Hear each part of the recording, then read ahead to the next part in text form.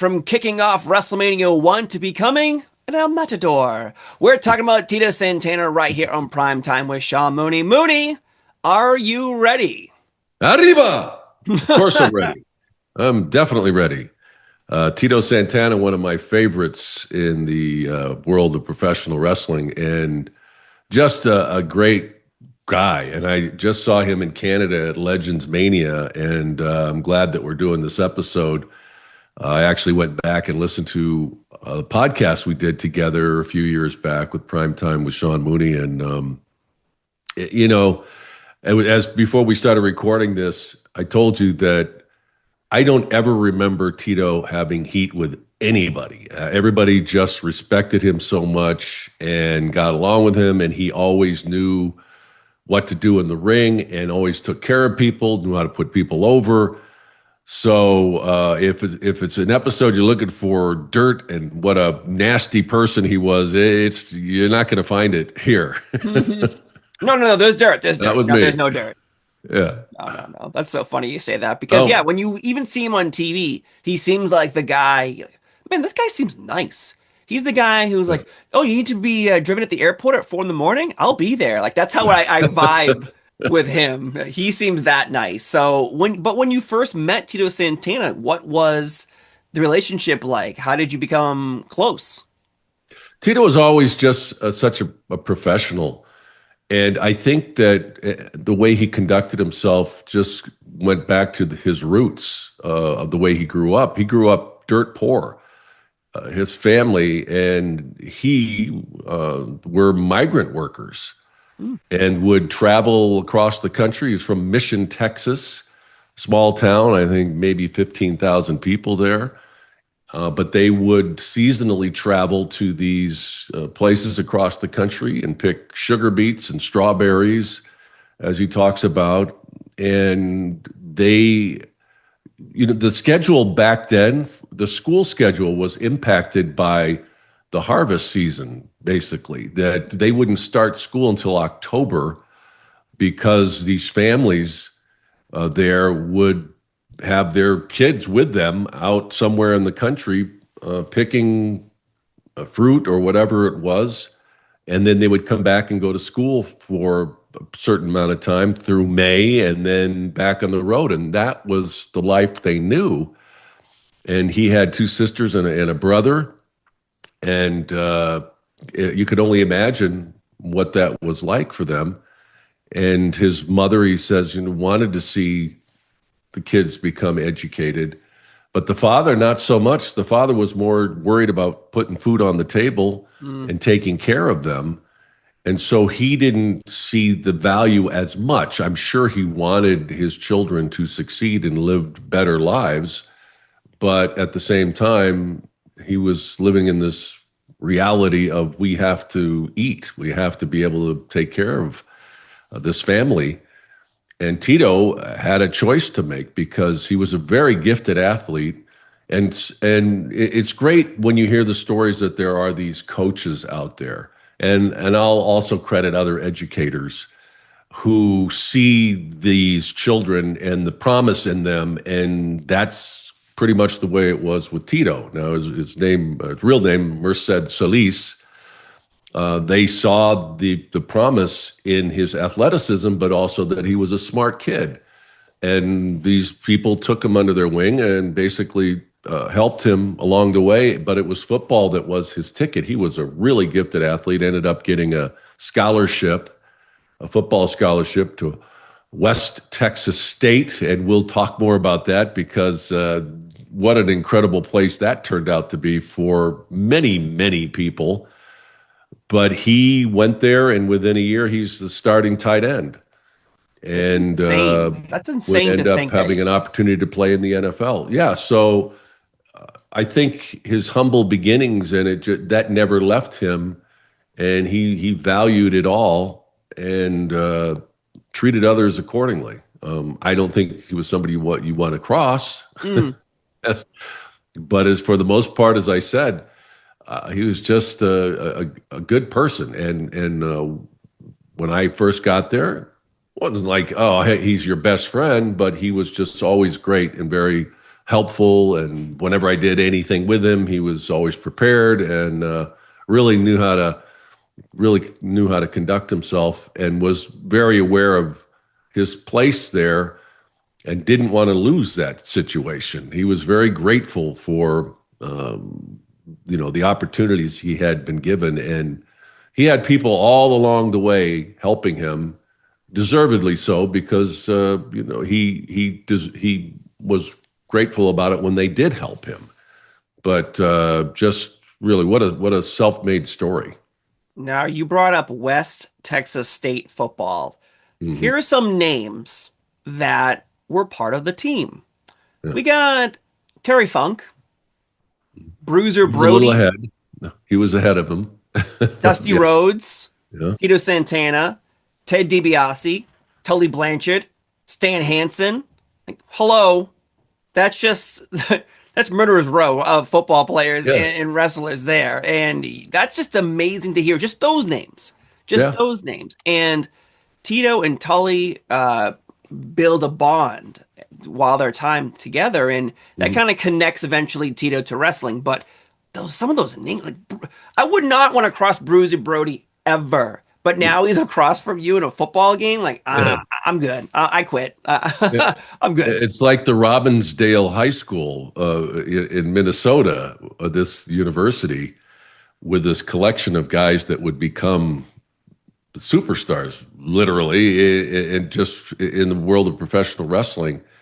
And somehow they're all gathered in this place through fate or whatever.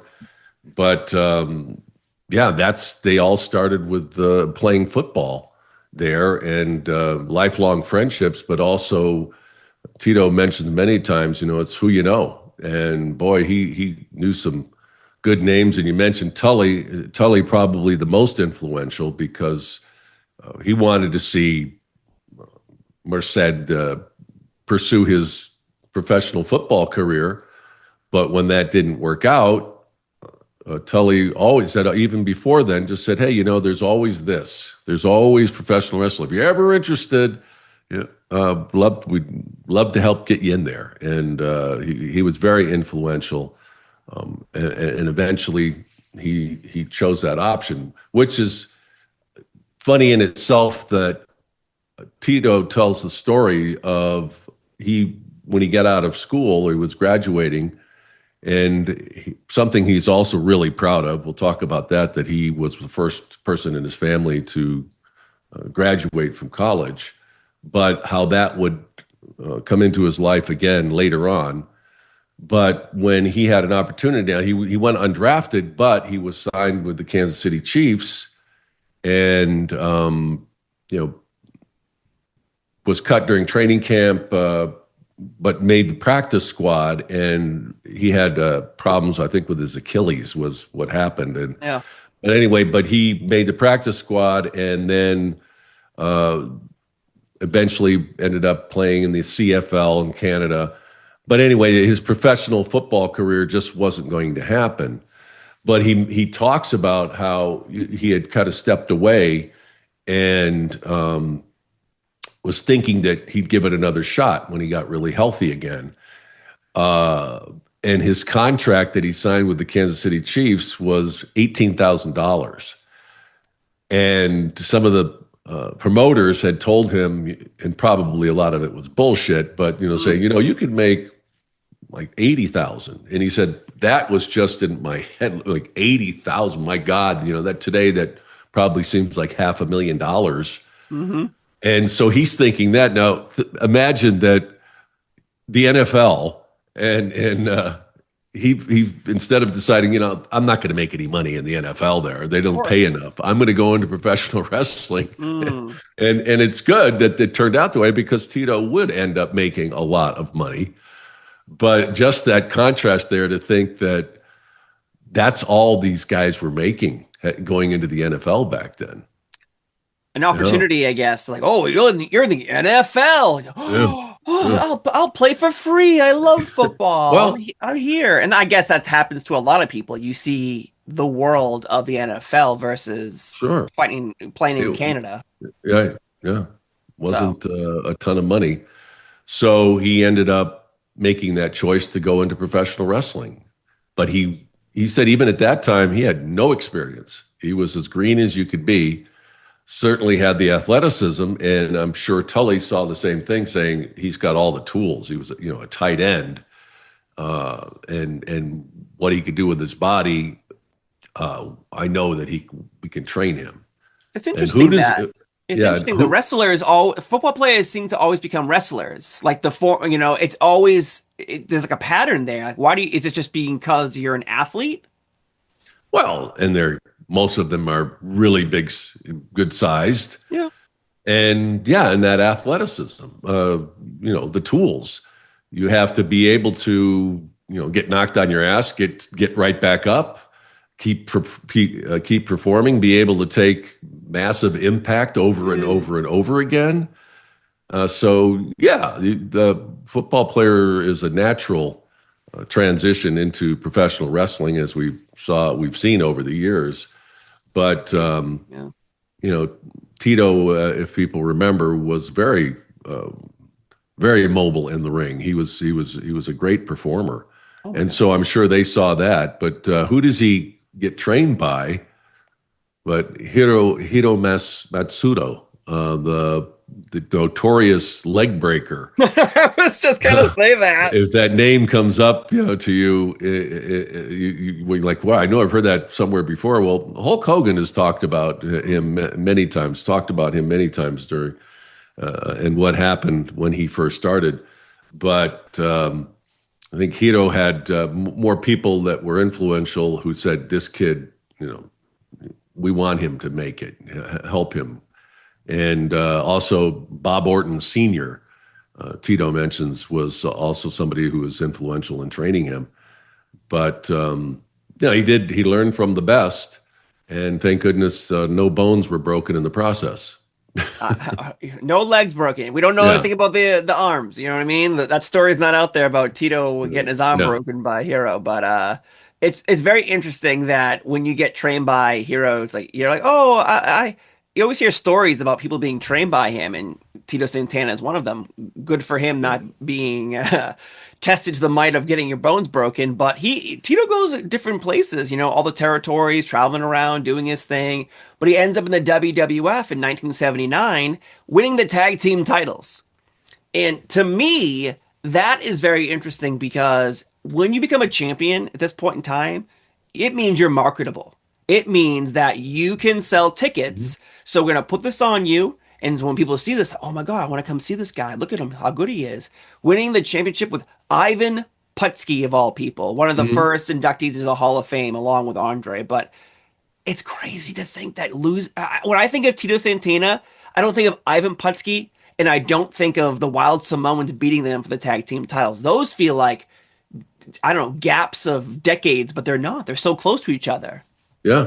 And when you think about it, as I said, when he started, he knew nothing. It's not as though, Ted DiBiase talks about he had that professional wrestling influence because of his stepfather early on. So, they're familiar with the ring. He would, summers, he would, wrestle. So by the time he got to that point, he was kind of seasoned. Tito is just off the football field. And so to think about, and he mentions, you went past it pretty quickly, but as far as his territory experience was relatively short. And he said, even then, he had 4 matches and suddenly they're putting him up against these guys that are, well-seasoned veterans that know that this kid doesn't know what the hell he's doing. And thank God that they probably saw something in him and he was respectful. So they took the time to help him. But it was a pretty, quick ascension as far as into the world of professional wrestling. So obviously he was a quick learner, but he also had a lot of help along the way because when you've got veterans that are willing to teach you, and he talks about, we've discussed this before with those, four-wheeled universities. Of course, getting that When back, you're in the getting that back car, seat. and he said, you're getting in there with the veterans, and they're just they're just feeding you knowledge, and the best thing you can do is shut up and listen. And he said that, they would do everything from cutting promos in the car to coming up with storylines. What would you do here? Dot dot dot. That it was so valuable that was another part of his training. So he was a quick learner, and as you mentioned there, like here he is, and already climbing the ranks when he got to the WWF, I think it was then. Yes. They saw the potential in him.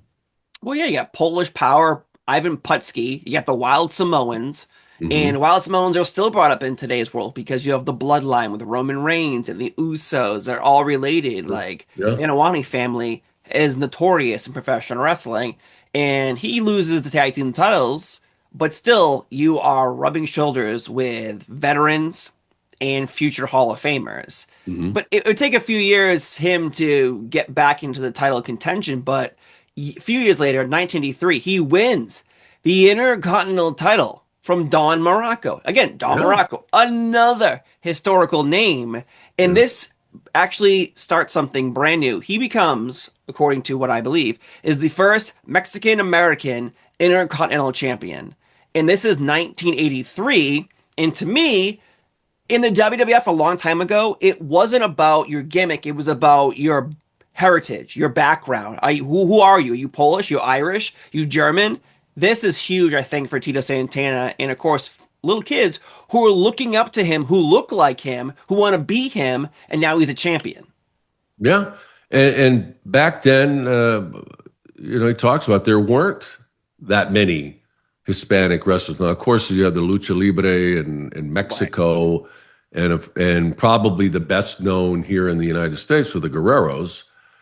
But there weren't that many. And now you think of that. Well, what was the big deal? Well, then it was a pretty big deal that he was the first to do that, Mm-hmm. and I know he's very proud of that. That and that was also part of his mind, in the back of his mind. I mean, think about it. This guy not far removed from the migrant fields. He's out there picking sugar beets, Yeah. and look at him now. And I know that, as he said before, when he made that decision that he was going to go to college, and he'd been offered a scholarship, and he knew that was his ticket. That was his way out. And the only way he was going to do that is that he had to say, I'm not going with the family. Imagine doing that. And he said, it's with Tito, he kind of puts it in a way, but I know it was emotional for him that to break and tell his father, I'm not going with you, Mm. or that when they were going off to the fields to travel the country again. And he said that he had gotten a job at a landscaping company, one of the coach's connections, that he could stay there and prepare for the football season. But his father didn't understand, and imagine at this point he doesn't really get that. All I know is that you're going to take something away from us. You're not going to be contributing. He said, and that took a long time. I don't know how many years later. Probably, he had to have been proud of him that he did graduate, because how many really athletes, at least back then, walked away with that paper, that with that degree. Hmm. You would go and probably never finish because you think you're going to go off to the pros. But to him, it was really, really important that he finish and get that degree, which he did. And so I imagine at that point his father was proud, but he said it was one of the most difficult decisions of his life. But he knew he had to do it, Of course. and you know, it certainly paid off for him. But I imagine at the time, he's like wondering, they need me, and I've got to just shut the door. Yeah, it happens. It seems like a lot, when you think of people following their dreams. We've done episodes about other people where some people abandon their families to follow their dreams or abandon Yeah, because they any don't understand. responsibilities to Yeah, be to see like, oh, well, I have this idea of myself, but it's not the one you have for me. it's a different one. And I unfortunately want to hurt some people along the way to maybe get what I want in the end. And becoming the first Mexican American Intercontinental Champion, I think, is very important for him, as you brought up. You know, hey, you started in one area of life, now you're completely on top of the world, and you're a champion in a major company that's moving forward in time. It's not, oh, let's keep being smoky and let's keep doing these things, because his rivalry, though, with Greg the Hammer Valentine establishes himself as a hard worker and a Yep. guy who's going to put in the best effort possible. Because when you think of Greg Valentine, I don't think of this version. I think of jet black hair playing with rhythm and blues for some Yeah. strange reason. This Yeah. version, I wouldn't mess with this Greg Valentine. And this rivalry is over the Intercontinental Championship. Greg wins it, Tito gets it back. But in this rivalry, Greg Valentine destroys the original Intercontinental title to bring in the one we all remember around Macho Man and Warrior and Brett and Shawn Michaels. That's so much history wrapped up in one storyline. Yeah. And I'm glad you mentioned Greg Valentine, and saw him in Canada too. I hadn't Awesome. seen him in a long time. He was there. Uh, but most people remember Greg the Hammer Valentine, and you mentioned the black hair and the with the honky tonk man, but he was also a big part of the WWF. Of course. Was one, a main roster guy. Never got a tremendous push at the top very often or anything like that, but a solid worker. But people never really got to see how he could work. Now he came also one of those lineage wrestlers who generations, of wrestling, and was during those times with working with Tito. That was when you saw him work, man. He was tremendous, and worked. He was tough. Oh yeah. And Tito, says that those matches were brutal. That they would really go at it back then, and they each demanded it because they knew the reaction that they would get from it. But I don't think people, because mostly with those superstars, unless you went to a house show and they were able really to see them go 10, 12 minutes.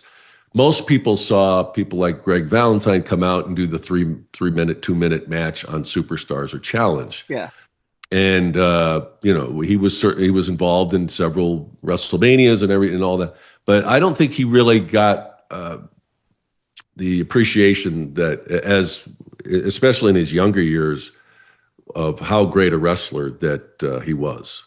So Agreed. I'm glad you mentioned Greg. Oh yeah. He says a famous dog collar match with Roddy Piper, like in Yeah, JYD later on too. Like there's all these Greg Valentine things that nobody knows because the access to those videos wasn't until way later. And yeah, so when you watch old wrestling, you look at it as like a black and white film to a lot of people. They're like, oh, this is so old. Like I want to yeah, watch something with CGI and fast moving and superheroes. It's like you got to yeah. appreciate the past to get to where you are now. And Greg Valentine, I don't think gets enough credit. So yeah, I am very happy because that rivalry with Tito, again, it creates the Intercontinental title that is in so many people's brains as a core memory. That Warrior Hmm. and Savage and Brett and Shawn Yeah. Michaels, Mr. Perfect. So, if anything needs to be remembered from that rivalry, it's the birth of the Intercontinental Championship that a lot of fans remember. Yeah. And I want to mention what you talk about, so many of these great matches and what our technology was like back then. I always think about how many lost matches that happened at these house shows, Oh, that only the people that were there got to witness it, because they didn't everything wasn't taped. Now it's different, and they don't do as many of these house shows, but there was so many unbelievable matches that they didn't have cameras there. no. So whoever was there in that house that night, and nobody not even had a phone to try and capture some of it, right? Yeah. So anyway, I just wanted to mention that I used to think about that, like how many tremendous matches that were not documented and just happened, and that was the end of it. But getting back to that Intercontinental Championship for Tito, and it's great that I love the angle with it that Greg destroys the belt because they worked it into the gimmick. They worked it into the storyline Of that he course. destroys his belt. Well, all along they had a new belt, so they're like, "How do we? We let's take advantage of this. Let's have him do sacrilege. How Just dare you? you destroyed a belt. So that was an opportunity that they grabbed, and it worked really well because Yeah. people were just outraged. Well, like again, like you're right. You're right about that. Like how many Yeah, times do they wrestle, but no one actually has the footage of it because it happened once in a while. Like I'll yeah, always go back to that famous moment where everyone was like, Snuka jumped off the steel cage onto Don Morocco. Yeah, like 1,000 times, but yeah, we only got to see that one video, so you think it only happened once, yeah. which that's what happens. And think how Um, many great matches just between Greg and Tito there were out there when they oh, did house shows that people never really, unless you were there, it's gone forever. And they worked really well together. I guess it's like going to a concert, without a phone Yeah, back in the day. You see a yeah, concert, well, you saw it, and that was the best concert you've ever seen because you're never going to see it on DVD yeah, or a VHS tape, so yeah, you got to enjoy it while you can. Tito Santana, though, he eventually loses it to the Macho Man, and we've discussed Macho Man in the Intercontinental title before, but Tito has the distinction of being in the first match at WrestleMania 1 in 1985. And it seems from anything I've read for a while, Tito didn't like the idea of being the yeah, first yeah, match on the yeah, card. He didn't think that was important enough. But Vince McMahon later told him, hey, the reason you're in the first match is I want the audience to get up. I want them to feel excitement, and you're the guy to do that for us. So, yeah. what's your position on that? Like, I know a lot of people think the first match, you shouldn't be there. In today's world, you want to see the first match in the last match. You don't want to be second or third on an 8 card event. Well, and then this goes back to the old school mentality where these guys are used to going to arenas and there's the card. It's set up just like old fight nights. Whoever you work your way up the card, and then the headliner is the last match. Yeah. And that was the mentality for these guys because they were used to. That's where you found your place in the ranks. If you're at the bottom of the card, then you're the first guy out there. Maybe half the people aren't even there yet, Mm-hmm. and then it works its way up. What these guys came to understand was that here on a pay-per-view event, it's going out there to the world. Everybody that is going to see this event is already in their seats, wherever those seats are, a living room, a bar, wherever they're watching this, and they're ready to go. So if you get there and it's just kind of a wah match, Whatever. well, you've already lost that excitement. And Vince understood that. I wanted you got to go in there and man, you just got to grab them. And Howard would go out there and we would count the people down to where we're going live and 10, 9, 8. And that's why you would always see whenever we'd go on air, the crowd was just popping. There was Oh that yeah. big roar. And people, immediately people, if they're at home, they're like, oh man, what's going on already? So to be selected for that first match, maybe the second or the third one, they're gonna that's but the first one's gotta be great. Mm-hmm. You gotta grab them.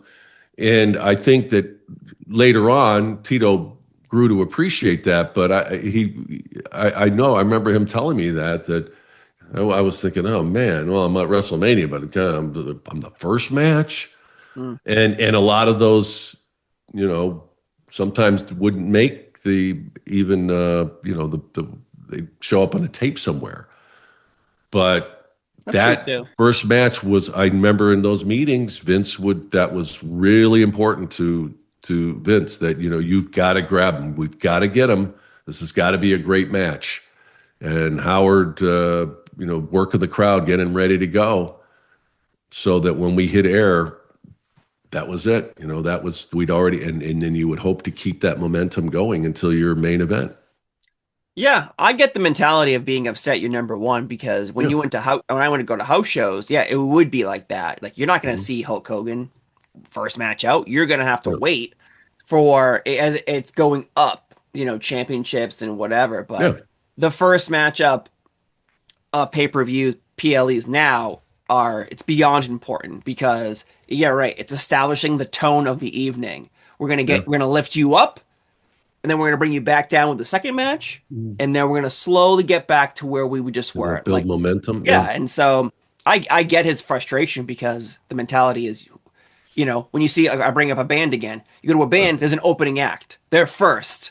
The main course is after, and Tito probably felt that's not the case, but he defeated the Executioner in Yeah. the first matchup of the evening. Yeah. Well, and WrestleMania 1. then obviously it showed his value because for the next 8, he would be on that card. True. And that just showed how much Vince McMahon valued him. You weren't a part of that show unless he felt you deserved it and that you were of value to him and that you were going to make that show better. Oh, Tito and And Tito brought in the yeah, again. You felt him. Every time he was selling, you felt what he was doing. So it wasn't anything because he eventually no, does win the Intercontinental title again, and so it's like you were the first match. You feel a little low. Well, guess what? You eventually get the IC title back. So Tito eventually loses the Intercontinental title to the Macho Man Randy Savage. Macho goes off to fight George Steele at WrestleMania 2. hmm But with Tito now doing Spanish commentary randomly on episodes of WWE TV, he's on commentary where Rick Martel keeps getting double teamed by the Islanders because Tom Zink thought he deserved more money. So the Cam Ain Connection tag team, which was Martel and Zink, breaks up. Martel's by himself. He could have floundered. He could have been over. But clearly Vince saw something in Tito and in Martel, put them together and form the Strike Force. yeah, And you got to give credit to Tito and Martel because Martel, his tag team partner left. He could have been nothing. Tito lost the Intercontinental title. He could have just gone down. Instead, mhm. Strike Force is formed. They win the tag team titles almost instantly. Like, my God, that's crazy, right?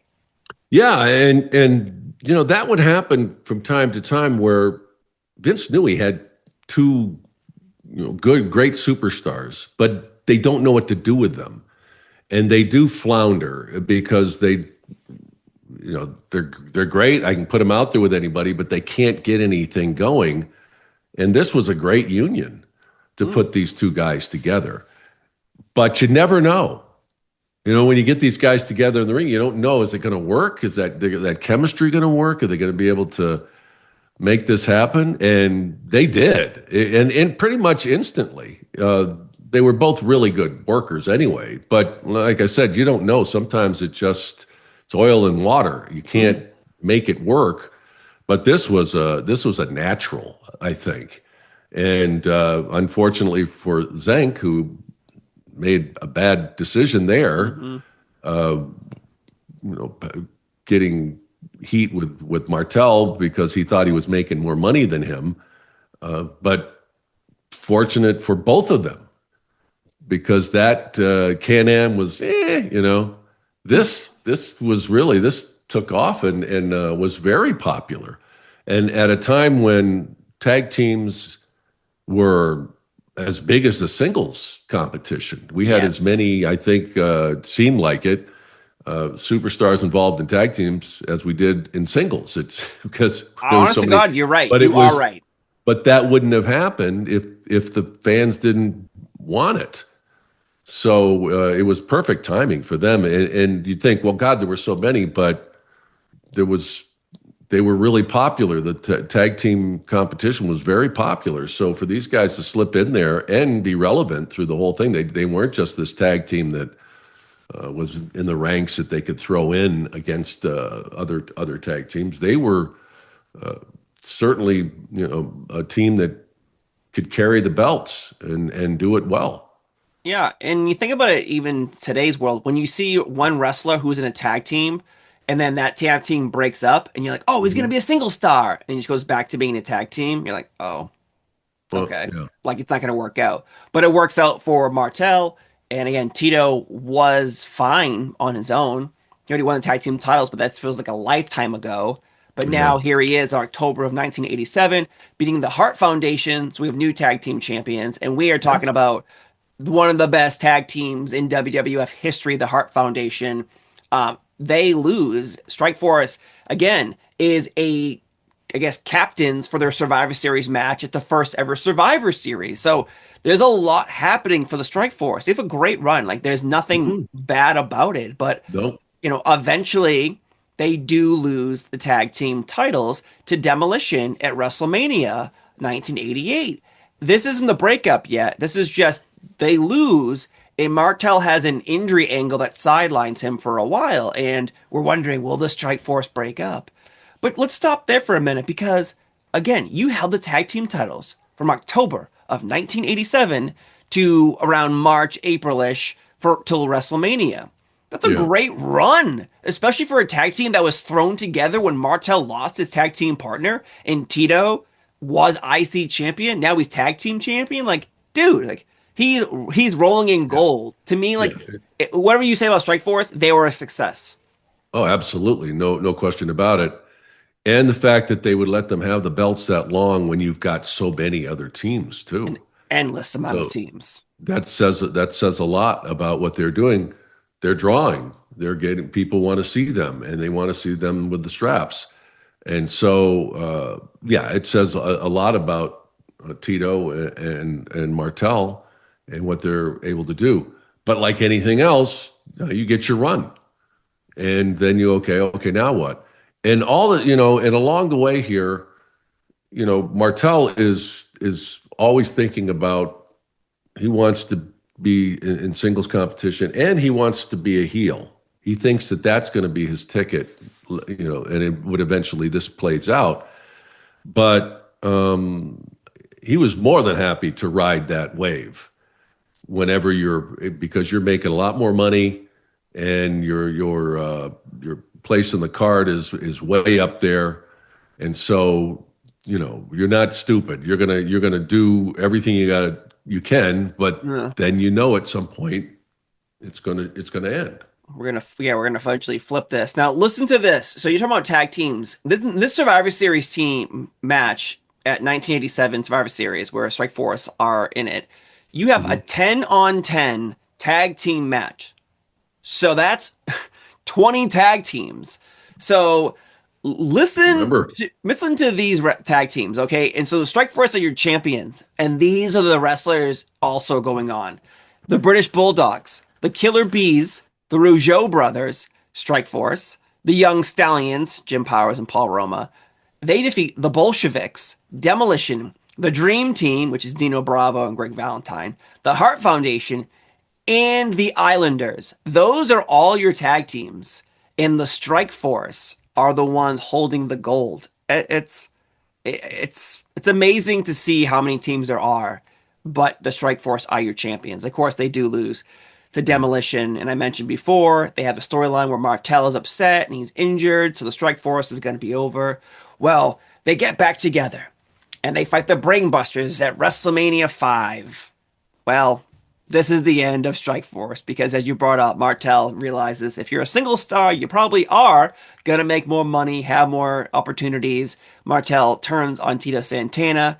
We are off to the races in the Tito Santana Rick Martel storyline. Now, Yeah. the one thing that's strange about this storyline is Rick Martel eventually transforms into the model. Uh, Tito Santana still wore the Strike Force gear until he turned into El Matador. Do you think that was a mistake?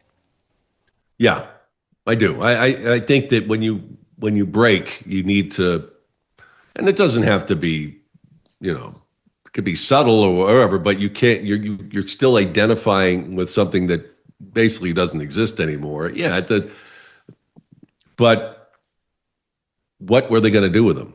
That's look how long it took before they A long settled time. with El Matador, and it was unfortunate because then it wasn't that he had lost his shine with Vince, or Vince didn't think he was. It just didn't know what to do with him, and so he's a seasoned veteran at this point, and they use him to help put other guys over too. So it's kind of a in the wilderness period, I think, for Tito, Yeah.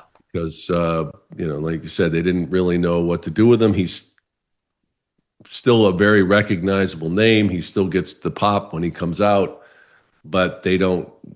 There's no place for him right now. No. And this is around the time where, you probably heard it during the Strike Force time, but this is when you really start hearing Jesse Ventura on commentary, calling Tito Chico. And I'll never Yeah, forget Gorilla Monsoon mentioning that Jesse's like, "Oh, you like the food?" And Gorilla's like, "Oh, it doesn't settle with my stomach." Like mentioning, it makes him have diarrhea. So I don't know. I guess in today's world it's different, but then it seemed oh, like it's yeah, you you're could like get it's away with okay it. to say that in Yeah, it's kind of the Rickles 1989. mentality. The Don Rickles, the comedian, and that was just ripped every race there was, and it was his act. Uh, Jesse had a lot of creative license here and took full advantage. I mean, calling him Chico and all these other things, Making and taco Bobby too. jokes. And it's not, Bobby too. Bobby was Oh yeah, also a big. You go back and listen to some of his commentary, and always humorous. But there's no way you could get away with that. Even not today for sure, but no, back then it was more accepted, I guess. And but I do remember sometimes hearing some stuff Jesse would say. I'd be like, I'd kind of cringe, like. But it was it was part of putting guys over, and that was how you did it.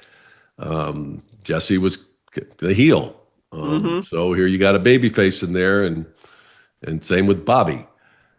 But like you said, you couldn't say the stuff that they were saying back then. Now, no way. Oh no, no way, no way. Just so many like Spanish Mexican jokes constantly throughout matches, Mhm. and I remember the one this. We'll get to it, I guess, when he turns into El Matador, but it's one of my favorite stories involving Reba McEntire. Um, but after the breakup, we do get a few interactions of Tito and Rick Martel, but they're always on opposite teams in multi-man matches. They never get a pay-per-view one-on-one match. And I was always shocked Yeah. at this because immediately after WrestleMania 5, when they broke up, you go into SummerSlam 89. It's Martel and the Fabulous Rougeaus versus Santana and the Rockers. Okay, so we set up that scenario. Survivor Series, same exact thing. They're on opposite teams. You get the Dream Team versus the Enforcers. It's Dusty, Brutus Beefcake, Red Rooster, and Tito Santana. Now that's a team.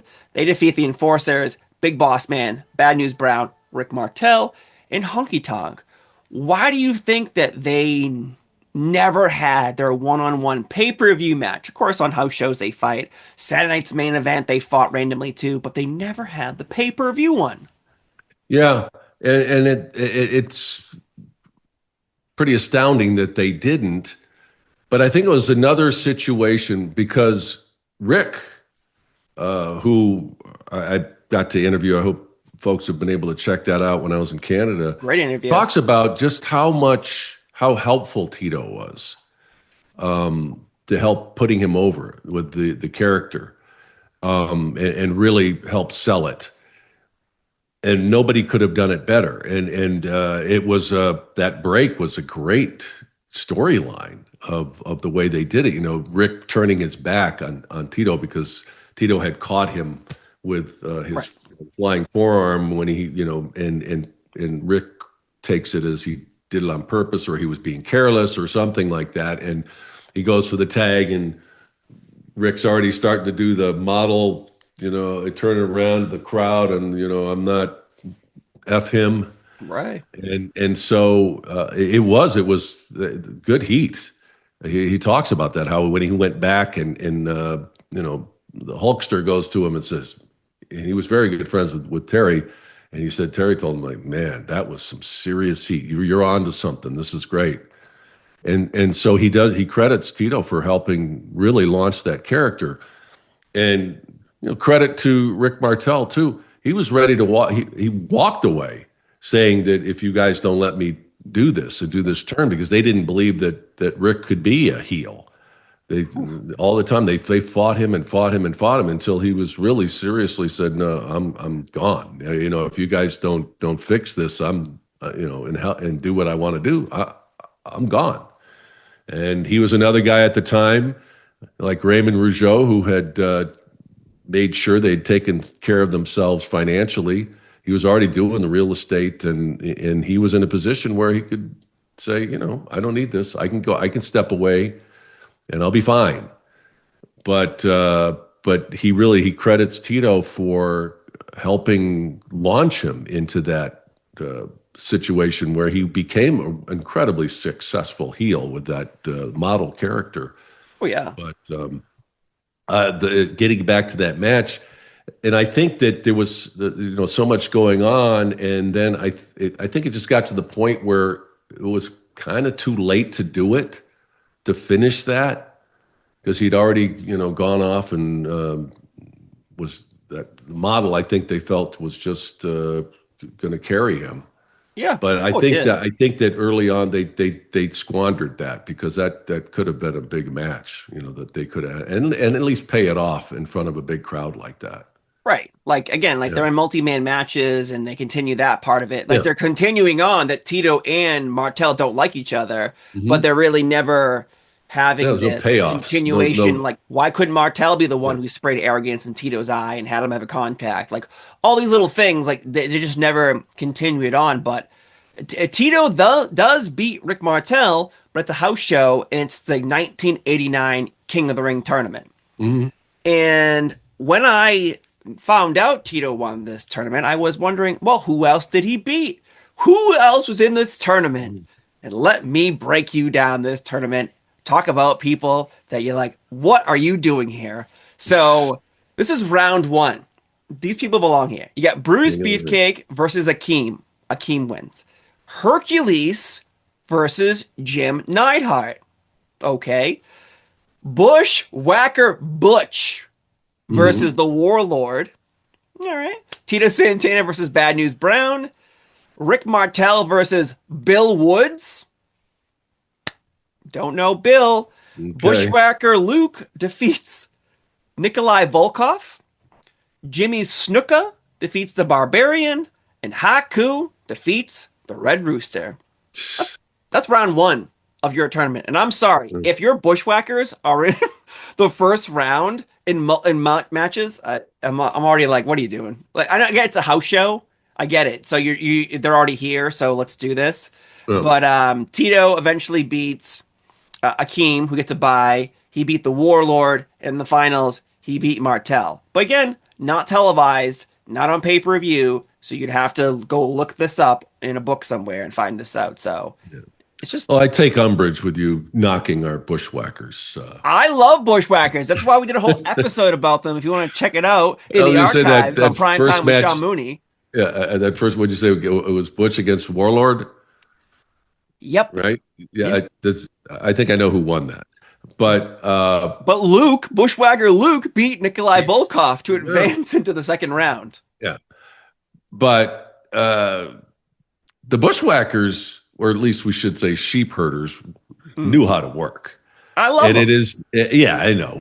I'm saying this in jest because they knew who they were in the WWF. But it is funny that when we hear about them and they were this kind of goofy tag team, but geez, they were badasses in the ring. Those guys were two of the toughest human beings. And as the sheep herders, their matches are legendary. The juice that flowed in those matches and I'm sure you've seen the Bushwhackers in person at some point. And if you look, there's the map of New Zealand on their foreheads from all the blades they took. But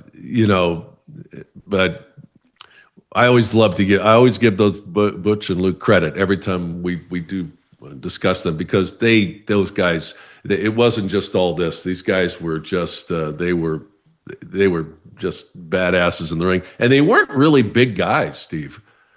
I don't know if one of them Yeah, I don't know if one of them was 5'9" or not, but those guys could work. That's funny you say that.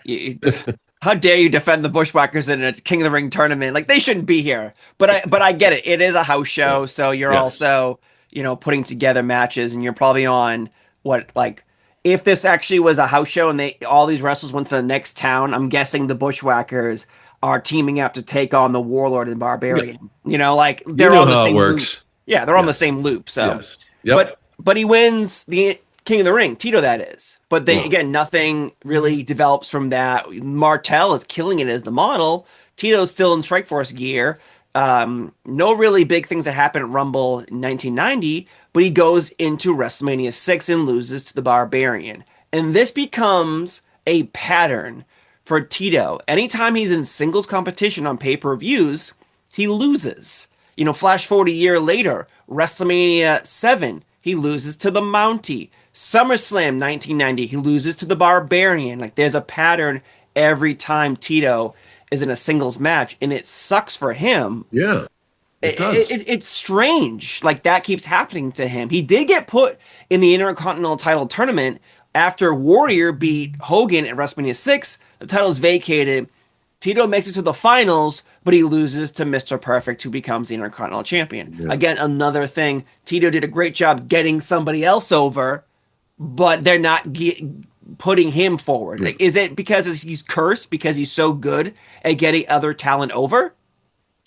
Yeah, that's pretty much, that's the danger of being a great hand, as they say, where Tito was that guy.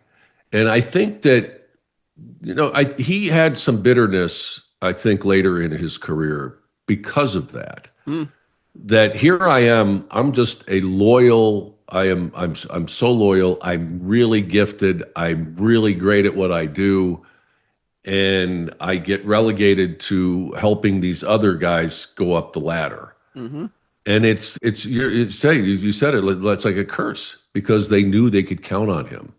The problem with is when you do that, as you said, it becomes a pattern, and people start to think of you're a loser, like you always lose. Yep. And you've got to these guys, they don't mind doing a job here and there to help somebody, but you can't keep killing me. You can't keep squashing me over and over again because then that's my reputation.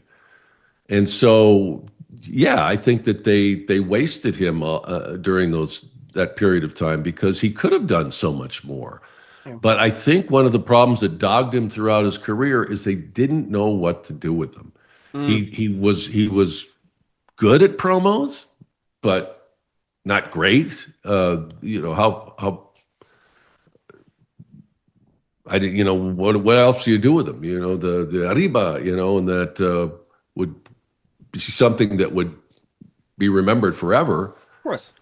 But you've got to have that spark that takes you different places. For example, somebody like Jake. Oh Jake God. was Yeah. so many different people during his career. He was so many different characters. He was always the smoldering Jake Roberts, but he just never really knew where he was going to go. Was he going to be a good guy? Was he going to be a bad guy? Was he going to? He could. Oh man, he could be both. In one match. Yeah. Yes. Thank you. Yeah. Absolutely. So Tito just didn't have that range. He was Tito Santana. Right. Always. I think he was the guy who's like, I'm gonna give 110%. Like he was Yeah. that guy. And Maybe, and I don't know if it really ever came down to him to have given him a shot of really getting a good heel like persona, like Rick Martel wow. was able to do. That might have changed everything for him. That'd be But they interesting. always saw him. They always saw Tito as Tito Santana, the The good good guy, hand. the guy that you could count on, the guy that could help you launch guys because you put him in the ring. This guy knows what he's doing. He's gonna. I don't know if they can beat him. Even though they kept doing it. Right. Can Tito do it? No, we can't. I guess everyone believed he could, and that was why he was really good at selling and really good at putting over his Yes. talent. Yeah. Yeah. His highlight, though, during his breakup of Strikeforce is Survivor Series 1990, where he gets to be the main event of Survivor Series. He teams up with Ultimate Warrior and Hulk Hogan in the Sole Survivor Series match, which we did a whole podcast about, and I will forever go to my grave. I want it on my grave. Survivor Series 1990, the greatest Survivor Series ever. I will fight you from the grave. You want that on the headstone. I want that on the headstone. So when I die, tell my wife. Of everything else. Of everything. Not my children, not father, husband, nothing. No. Loving husband, no. Thought Survivor Series 1990 was the greatest Survivor Series ever. All right, original. I don't think anyone else would ever do that. But nope, that's just me. I'm original. But Tito Santana was a sole survivor in his Survivor Series match. And if you don't know, all the winners of all the Survivor Series matches went into the sole Survivor Series match. And so Tito is the main event, his only main event ever on pay-per-view. But he's teaming up with world champions, Warrior and Hulk Hogan. That must have been the greatest moment at that point in his career. Yeah, and it was a reward, I think, for everything that he had done for them. And so, yeah, but it wasn't singles, it wasn't solo. Nope. They put him next to two pillars. Same thing. But at the same time, he was in that ring. So it was definitely something that it was a nod to tell him we value you. You're important to this company, and we're confident that people are going to look at you there with you and feel you deserve to stand there next to those two guys. Oh yeah, and he did, and they cut a whole promo backstage together, and all three of them get to say something. It's not like Tito's hanging out there while Warrior and Hogan are cutting promos. They gave him his airtime too. And again, Martel is on the opposite team in the Sole Survivor Series match, so they're still hitting home. There are Strike Force issues here, but they're not really giving you the pay-per-view payoff. They're giving you singles matches on Saturday night's main event, which is fine. Yeah. But after that, Tito Santana does not really come back from that. He, again, loses all of his singles major pay-per-view matches. And then in 1991, they decide to turn him into El Matador, Tito Santana, giving him a whole new look. Hey, A for effort, because at least they got him out of those Strike Force gear. But what did you think of that? Did you? It didn't look that great on paper. No, and they did this all the time with a gimmick, basing it on your ethnicity, or that wasn't new, but this was a bit cartoonish, I think, in a way, because it was a whole matador outfit and the bullfighting. And they sent him to bullfighting school. Remember that, the vignettes that they did? Oh yeah. But that's what we did back then. We had all of these over the top gimmicks, and so the problem was, as we've talked about, when you've got to have somebody to go against him, what are you going to do in that situation? Who's the matador going to be going up against? I mean, there was no character called the Bull. I mean, I guess we could have had some guy come out, and they tried that. I know. Yeah, Mantar. Maybe that was his something name, like Mantar. That. But where's the heat? Where do you get that? Where do you get a nemesis out of that? So it was purely, when it all what really came down to, it was interesting, but where do you go with it? And I think that was the ultimate problem. They wanted that. That's what you call a push. That was a push. True. They went to the lengths of that, and I don't know the origins. I don't know who came up with it. But it just didn't work. It was just full blown gimmick. And where do you go? And I think that something like that, you got to have a plan, like what you saw with the Mountie and the Boss Man. That's a natural, right? I would even say Repo Man, Repo Man really didn't have something going on, but they also transformed Smash into Repo Man. Like, this is all around. This year they're doing that to a lot of people. Yeah, and it's not like you have to have those deep, reasons for these two guys to step into the ring. But if you're going to kick somebody off, then with their push, give them a reason. Right. Why are you going back to your Not roots? just we're tired of seeing you in that Strike Force T-shirt. Smell Yeah. it. So hey, we're Change your gonna make clothes. you El Matador. So my first introduction to Tito Santana growing up was El Matador. So when I Mhm. went back and I watched, all like the VHS tapes you rent from Blockbuster or whatever, then I was introduced to Strike Force Tito Santana, Tito Santana teaming up with the Bulldogs and JYD and all these things. Like I didn't know that one existed. To me, I liked El Matador because when enhancement talent, almost said jobbers, get in the ring on Superstars and Wrestling Challenge, Tito would hold up, the I don't know what you call it, but oh come over here, Mr. Bull, and these jobbers would run at him like oh, and he would move it out of the way, and it was very silly. Yeah, right. And to me, it added something to him. Like Coco Beware had Frankie, Jake had Damien, Bulldogs had Matilda. I felt like this gave Tito that accessory, that thing that was missing. Now you could understand what was Tito about before. I don't know. Now you know. Oh, he's a matador. Like you understood who he was before he was just Tito Santana, a Right. really good wrestler. So I'll defend El Matador because I had no problems with it. But I understand when we just went through his career and you get to this point, if I was him, I would feel two ways. One, thanks for the push, but the other one is like, Thanks. what are we doing Thanks. next? Yeah. Like, Thanks for the push. And it's like, hey, thanks for the push. Where and I think that uh, the tragedy of this, and that's too strong a word, but I just think that Tito had so much more to offer, mm, and it's just one of those things where there just wasn't the booking for it to make it happen, and maybe stretch him a little more as far as your range. Let's see what we can do with you, and I don't think he ever really got that chance, and I think that for years he was bitter about it. But talking to him this few weeks ago here, and I know how very very grateful he is that he is Hall of Famer and deservedly so, and for his career.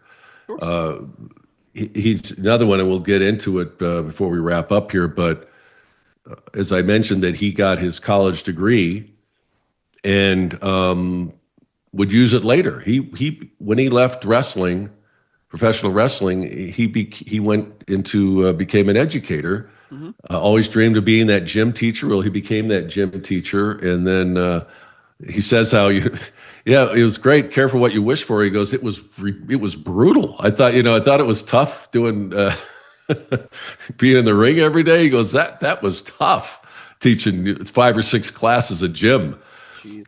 And so he eventually went in the classroom and taught Spanish and I think some other subjects, but taught for 23 years and Wow.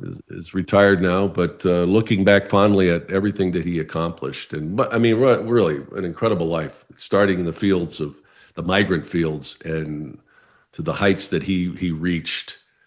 He was one of those. He was one of the rock stars. There's no question about it. Yeah, and again, we kind of glossed over it too, where he technically is on the first 9 WrestleManias. Yeah, yeah. And only him and Hulk Hogan to WrestleMania 9 did Yeah. that. Like everybody else either dropped out, left, retired, got hurt, all these Mhm. little things. Tito and Hulk Hogan went 1 through 9 at WrestleMania. That is a feat that can't be compared to anything. In today's world, wrestlers' longevity is completely different. Yeah, So like I'm not gonna be like, oh well, Roman Reigns has more. It's like Tito and yeah, Hogan, first 9. That's impressive to me. yeah. No matter what you think of El Matador or Strike Force or whatever he did, that to me is like, oh wow, like that is impressive because Hmm. you're on the first WrestleMania, the first match, and then you go through them all, and he does get a match at WrestleMania 8 against Shawn Michaels. And as I mentioned earlier, Reba McEntire is the one who sings before, I think it's a national anthem, in Or America the Beautiful.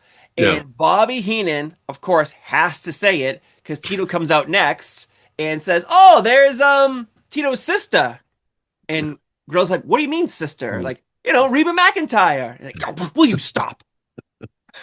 Yeah. I love that joke, and I will remember that joke till I Yeah. want that also on my grave, Mooney. Great moment. He was an original, that's for sure. And mm, that was just one. That was mild. That was compared to some of the stuff that came out of Bobby's mouth when Tito Santana was in the ring. Was just Good point. But like you said, it was a different time, Yes, Steve of Paul. course, of course. And again, he eventually leaves the WWF in '93. Last match against Damian Demento. Yeah, Yeah, look that guy's up if you want. He's got a cool haircut. But that is the end. And Tito would randomly do commentary for the WWF. And when he would pop up on TV, I would lose my mind because I thought, like, how is Tito here in 1998? Like, that's so cool. Like yeah, little bits like that. But in reality, Tito Santana will go down as one of the most iconic characters, like along with Big Boss Man, Hacksaw Jim Duggan. El Matador to me is up there. And so I'm so happy we got to talk about him today because you got to run into him recently. We have that podcast where you did about him yeah, before, about Prime Time with Sean Mooney. We yeah. covered him a little bit on our Martel episode, but Tito deserved his own episode here today, and I'm so happy we did it. Before we wrap this up, though, like, what are your final thoughts on Tito Santana? Well, as I mentioned, he was one of the greatest performers that those of the golden era. That he was just somebody they could always count on. He reached great heights. You can't take away what he accomplished. You mentioned the first WrestleManias, the Intercontinental Championships, the Tag Team Championships, the people that he worked with. Just a tremendous career. But outside of it, and I always loved these when I did get the opportunity to talk to these guys, and I hope you go back and listen to some of these episodes on Prime Time with Sean Mooney, because I would tell people that, yeah, sure, it's about professional wrestling, but when it really comes down to it, it's about these lives that these guys lead. And many of them, especially in the early days, came from really humble beginnings. They Mm-hmm. had a dream. And you could only imagine imagine him telling his father that I'm not going to go pick sugar beets, Right. and knowing that my ticket to be able to have a good life and have a family someday that I can really provide for was professional wrestling. So yeah, he accomplished a lot with the WWF, WWE, but even more so, he's just this great story, a great success story that where he came from, took advantage of an opportunity to become educated, and then became one of the greatest professional wrestlers out there, and then gave back by becoming an educator and a teacher, and always a great guy. Never was in trouble. He was one of those guys, like you said, we go out and get 6 packs of beer. That was what you did or whatever, but he never got into trouble where he always was straight in his mind, saved his money, took care of his family, and, to this day and living a good life. So it was awesome to see him, but he's one of those guys that's a true success story. And there aren't a whole lot of them, Steve, where you talk about where they end up. And Tito Or Santana even is. alive. Yeah. Yeah. So the fact that he had a second career after wrestling and is still, here on Earth with us as we talk Yeah. about him. So Looks great. I'm glad we got to talk about Tito Santana today because again, one of the best characters, Strike Force, Intercontinental Champion, King of the Ring winner. So all in all, again, Mr. Mooney, thank you so much for talking about Tito Santana today, right here on Prime Time with Sean Mooney. I'm C Fall. Let's do He's it Sean Mooney. together. Let's do it together. Oh, okay. Uh, 3, 2, 1. Arriba! Arriba! We'll see you next time. Bye bye.